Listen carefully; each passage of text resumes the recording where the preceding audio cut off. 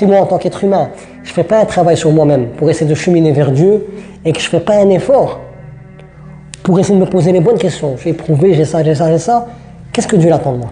Si maintenant je me renferme sur moi-même, je ne veux pas avancer, je veux m'enfoncer dans ce sable mouvant qui va m'enfoncer dans la dépression, le désespoir, et je ne veux rien faire de ma vie. Je serai dégoûté. Et je vais être quelqu'un de haineux qui va commencer à envier les gens. Pourquoi lui? Pourquoi moi j'ai pas ça? Pourquoi? Et je vais vivre mal. Mais si moi je me pose les bonnes questions, et je sais qu'un des noms d'Allah, c'est le juste, c'est l'Adil. Il s'est interdit l'injustice à lui-même. Donc à chacun de nous, il nous a donné tout ce qu'on a besoin. Et Allah nous dit dans le Coran, et si vous venez dénombrer les bienfaits d'Allah sur vous, vous ne pourrez jamais les dénombrer. Pourquoi? Parce qu'ils sont infinis.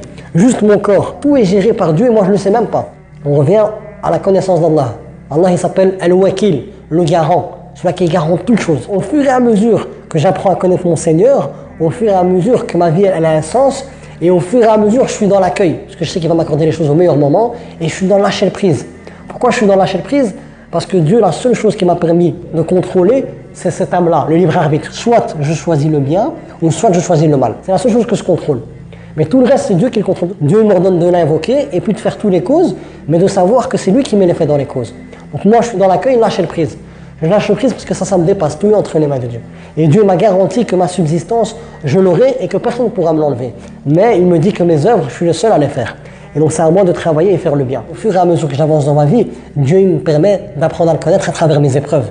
Et les épreuves de ma vie, ça devient une opportunité pour moi d'accroître ma connaissance de Dieu. C'est-à-dire que je vais apprendre théoriquement qui est Dieu dans le Coran et la tradition prophétique, mais dans ma vie de tous les jours, à travers les épreuves que je vis, eh ben, ça va renforcer ma connexion avec Dieu parce que je vais pouvoir constater ces noms que je vous ai expliqués. Il en a 99.